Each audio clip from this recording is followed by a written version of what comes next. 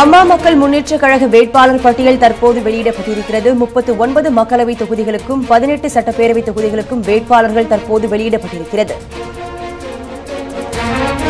இதனை வேட்பாளர் பட்டியலை அமமுக துணை பொதுச் செயலாளர் டிடிவி தினகரன் தற்போது வெளியிட்டிருக்கிறார்.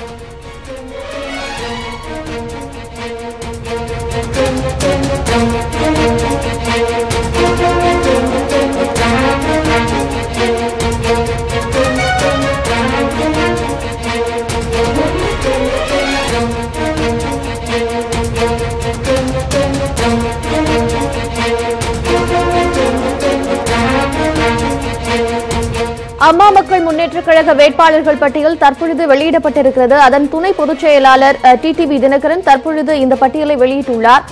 39 நாடாளுமன்ற தொகுதிகளுக்கும் மேலும் 18 சட்டப்பேரவை தொகுதிகளுக்குமான வேட்பாளர் பட்டியல் தற்பொழுது வெளியிடப்பட்டிருக்கிறது. மத்திய சென்னை தொகுதி எஸ்டிபிஐ கட்சிக்கு ஒதுக்கப்பட்டுள்ள நிலையில் தற்பொழுது இந்த வேட்பாளர் பட்டியல் வெளியிடப்பட்டிருக்கிறது.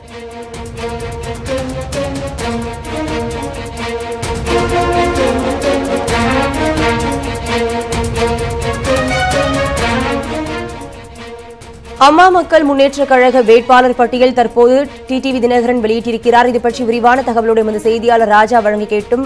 ராஜா, கூடுதல் விவரங்கள் என்ன?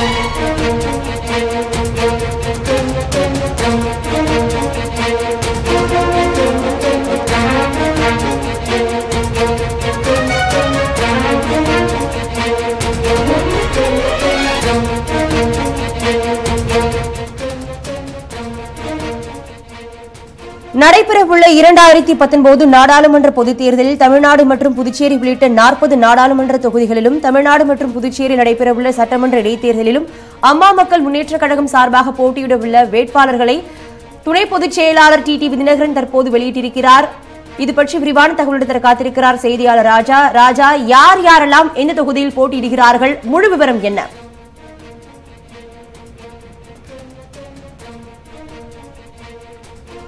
24 நாடா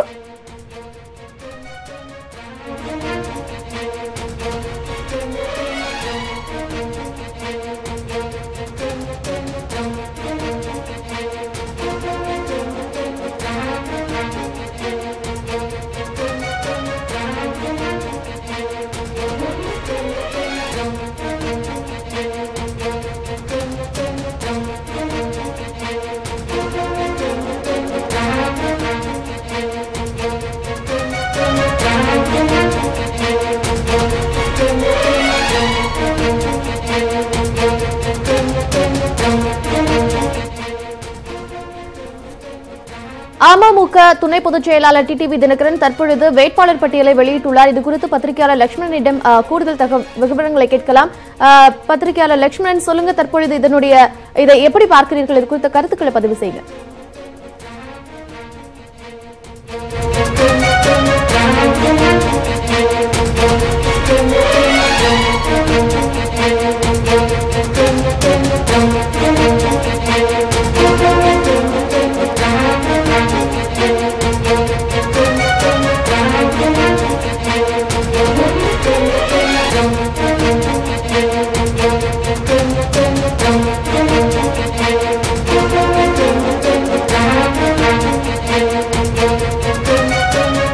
நாடாளுமன்ற பொதுத் தேர்தலில் தமிழ்நாடு மற்றும் புதுச்சேரி உள்ளிட்ட 40 நாடாளுமன்ற தொகுதிகளிலும் தமிழ்நாடு மற்றும் புதுச்சேரி நடைபெறவுள்ள சட்டமன்ற இடைத்தேர்தலிலும் அம்மா மக்கள் முன்னேற்றக் கழகத்தின் சார்பில் போட்டியிடவுள்ள வேட்பாளர்கள் முதற்கட்ட பட்டியல் தற்போது துணை பொதுச் செயலாளர் டிடிவி தினகரன் வெளியிட்டிருக்கிறார். அதன்படி திருவள்ளூர் தனி தொகுதியில் பொன் ராஜா அவர்கள் போட்டியிட உள்ளார். தென்சென்னை பகுதியில் இசக்கி சுப்பையா போட்டியிட உள்ளார். ஸ்ரீபெரும்புத்தூரில் தாம்பரம் நாராயணன் அவர்கள் போட்டியிடுகிறார். காஞ்சிபுரம் தனி தொகுதியில் முனுசாமி அவர்கள் போட்டியிட உள்ளார். விழுப்புரம் தனி தொகுதியில் வானூர் திரு என் கணபதி அவர்கள் போட்டியிடுகிறார். சேலத்தில் வீரபாண்டி திரு செல்வம் அவர்கள் போட்டியிடுகிறார். நாமக்கல்லில் சுவாமிநாதன் மற்றும் ஈரோட்டில் செந்தில்குமார் அவர்கள் போட்டியிடுகிறார். திருப்பூரில் செல்வம் அவர்கள் போட்டியிடுகிறார்.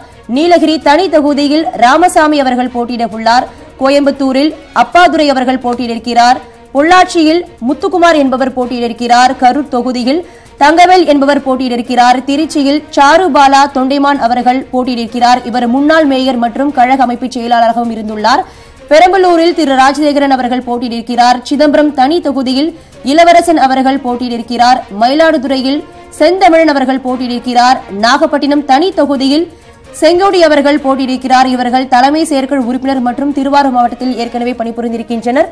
அடுத்ததாக தஞ்சாவூரில் பேராசிரியர் திரு முருகேசன் அவர்கள் போட்டியிடுகிறார். சிவகங்கையில் தேர்போகி திரு பாண்டி அவர்கள் போட்டியிடுகிறார். இவர்கள் ஏற்கனவே மாவட்ட புரட்சித் தலைவி அம்மா பேரவை செயலாளராகவும் பணியாற்றியிருக்கிறார். அடுத்ததாக மதுரையில் டேவிட் அண்ணாதுரை எம்ஜிஆர் இளைஞரணி செயலாளராகவும் பணியாற்றியிருந்தார். இவர் மதுரையில் போட்டியிடுகிறார். ராமநாதபுரம் தொகுதியில் ஆனந்த் அவர்கள் போட்டியிடுகிறார். தென்காசி தனி தொகுதியில் பொன்னுத்தா என்பவர் போட்டியிடுகிறார். இவர் மாவட்ட மகளிரணி இணை செயலாளர், விருதுநகர் மேற்கு மாவட்டத்தில் பணிபுரிந்திருக்கிறார். திருநெல்வேலி தொகுதியில் ஞான அருள்மணி அவர்கள் போட்டியிட உள்ளார். அடுத்ததாக பூவிருந்தவள்ளி தனி தொகுதியில் ஏழுமலை அவர்கள் போட்டியிடுகிறார். இவர் மாவட்ட கழக செயலாளர், திருவள்ளூர் மேற்கு மாவட்டத்தில் பணிபுரிந்து வருகிறார். பெரம்பூரில் வெற்றிவேல் அவர்கள் போட்டியிட உள்ளார்.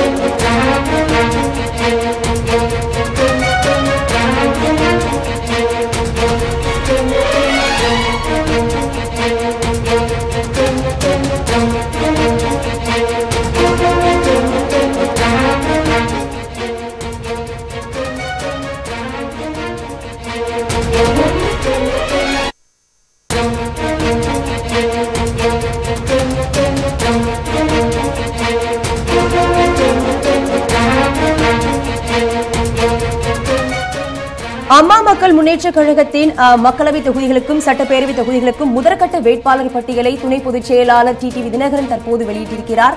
இது பற்றி விரிவான தகவலோடு எமது செய்தி ஆசிரியர் குணசேகரன் அவர்கள் இணைப்பில் இருக்கிறார். முழு விவரம் சொல்லுங்க சார்.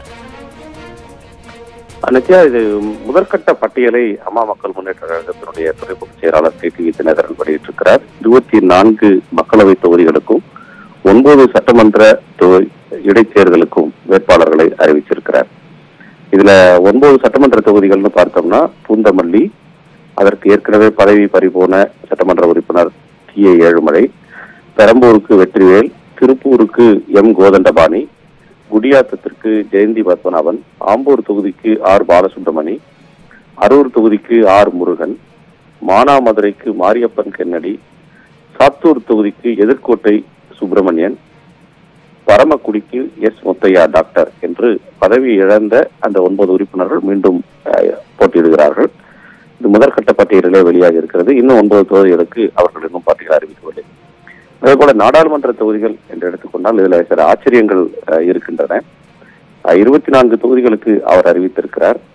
அதுல பெரிதும் எதிர்பார்க்கப்பட்ட தேனி தொகுதியினுடைய வேட்பாளர் யார் என்று இன்னமும் அவர் அறிவிக்கவில்லை. ஆனால் அவர் அறிவித்திருக்கக்கூடிய பட்டியலில் பரிச்சயமான பெயர்கள் நிறைய இருக்கின்றன.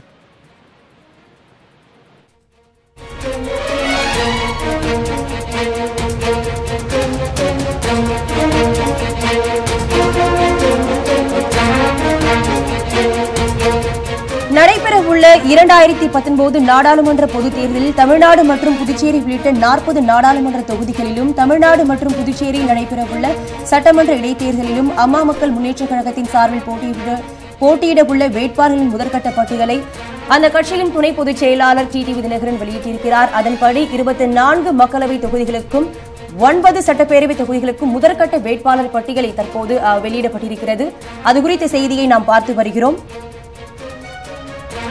9 சட்டமன்ற இடைத்தேர்தலில் தொகுதிகளுக்கான வேட்பாளர் பட்டியல் தற்போது முதற்கட்ட வேட்பாளர் பட்டியல் வெளியிடப்பட்டிருக்கிறது. அதன்படி பூவிருந்தவள்ளி தனி தொகுதியில் ஏழுமலை அவர்கள் போட்டியிடுகின்றனர். பெரம்பூரில் வெற்றிவேல் என்பவர் போட்டியிடுகின்றனர். திருப்போர் தொகுதியில் கோதண்டபாணி அவர்கள் போட்டியிடுகிறார்.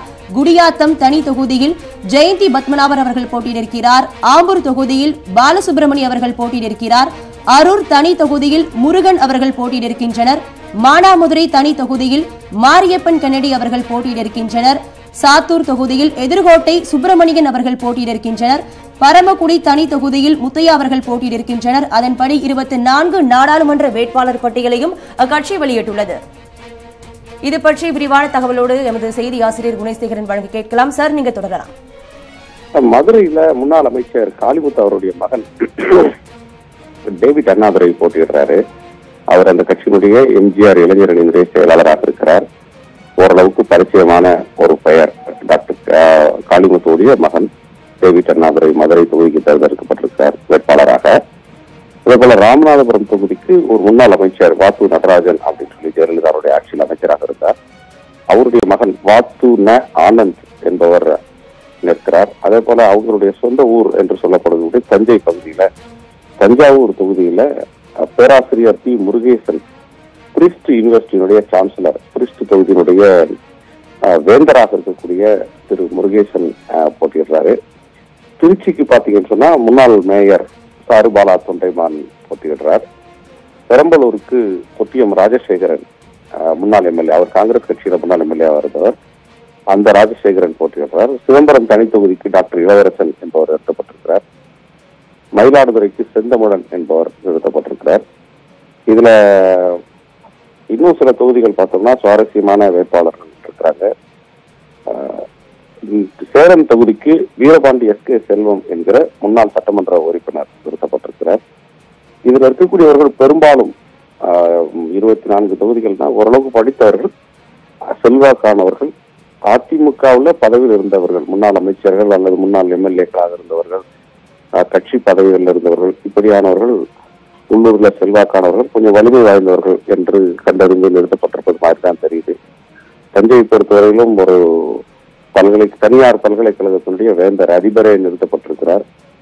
மதுரையை பொறுத்தவரைக்கும் டேவிட் அண்ணாதுரை பரிச்சயமான பெயர், திருச்சியிலே சாருபாலா ஒரு பரிச்சயமான பெயர், சிவகங்கையிலே தேர்போகி முக்கியமான பெயர், அதே போல ராமநாதபுரத்தில் வாத்து நடராஜனுடைய மகன் ஆனந்த் என்று தேர்வாகியிருக்கிறது. இந்த 18 சட்டமன்ற உறுப்பினர்கள் பதவி இழந்த நிலையில் 9 பேர் மீண்டும் சட்டமன்ற தொகுதிக்கு போட்டியிட முன் வந்திருக்கிறார்கள். குறிப்பாக தருமபுரி நாடாளுமன்ற தொகுதி, கிருஷ்ணகிரி நாடாளுமன்ற தொகுதி, பாப்பரெட்டிப்பட்டி சட்டமன்ற தொகுதி, தேனி நாடாளுமன்ற தொகுதி, அதற்கு உட்பட்ட பெரியகுளம் சட்டமன்ற தொகுதி, தங்க தமிழ்ச்செல்வனுடைய ஆண்டிப்பட்டி தொகுதி போன்ற தொகுதிகளுக்கு வேட்பாளர்கள் அறிவிக்கப்படவில்லை. அநேகமாக இது ஒரு யூகம்தான். அநேகமாக அந்த சட்டமன்ற உறுப்பினர்களை நாடாளுமன்ற தொகுதிக்கு போட்டியிட நிறுத்துவதா அல்லது சட்டமன்றத்திற்கே மீண்டும் நிறுத்துவதா என்பதிலே அவர்களுக்கு ஒரு குழப்பம் ஏற்பட்டிருக்கலாம். தங்க தமிழ்ச்செல்வனே நாடாளுமன்றத்திற்கு நின்றால் ஒரு தொகுதி முழுக்க பரிச்சயமான பெயர் என்று நினைத்திருக்கலாம். அதே போல பழனியப்பன், முன்னாள் அமைச்சர் பழனியப்பன் பாப்பரெட்டிப்பட்டிக்கு பதிலாக நாடாளுமன்றத்திற்கு அன்புமணிக்கு எதிராக நிறுத்தப்படலாம் என்ற ஒரு பேச்சு முன்னதாக இருந்தது. அது மாதிரியான ஒரு சூழல் கூட ஏற்பட்டிருக்கலாம். அதன் காரணமாக எஞ்சிய 9 சட்டமன்ற உறுப்பினருடைய பெயர்கள் வேட்பாளர் பட்டியலில் இடம்பெறவில்லை.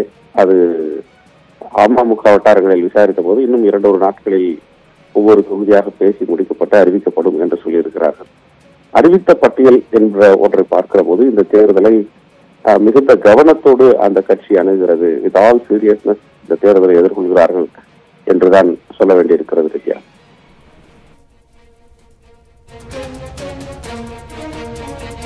நடைபெறவுள்ள 2019 நாடாளுமன்ற பொதுத் தேர்தலில் தமிழ்நாடு மற்றும் புதுச்சேரி உள்ளிட்ட 40 நாடாளுமன்ற தொகுதிகளிலும் தமிழ்நாடு மற்றும் புதுச்சேரியில் நடைபெறவுள்ள சட்டமன்ற இடைத்தேர்தல்களிலும் அம்மா மக்கள் முன்னேற்றக் கழகத்தின் சார்பில் போட்டியிடவுள்ள வேட்பாளர்களின் முதற்கட்ட பட்டியலை அந்த கட்சியின் துணை பொதுச் செயலாளர் டிடிவி தினகரன் தற்போது வெளியிட்டிருக்கிறார். அதன்படி 24 நாடாளுமன்ற தொகுதிகளுக்கான வேட்பாளர் பட்டியலை அந்த கட்சி வெளியிட்டிருக்கிறது. அது மட்டுமில்லாமல் 9 சட்டமன்றத்தில் போட்டியிடவுள்ள 9 வேட்பாளர்கள் பட்டியலும் முதற்கட்ட வேட்பாளர் பட்டியலும் அந்த கட்சி வெளியிட்டிருக்கிறது. அடுத்த கட்ட வேட்பாளர் பட்டியல் விரைவில் வெளியாகும் எனவும் அந்த கட்சி சார்பாக அறிவித்திருக்கிறது.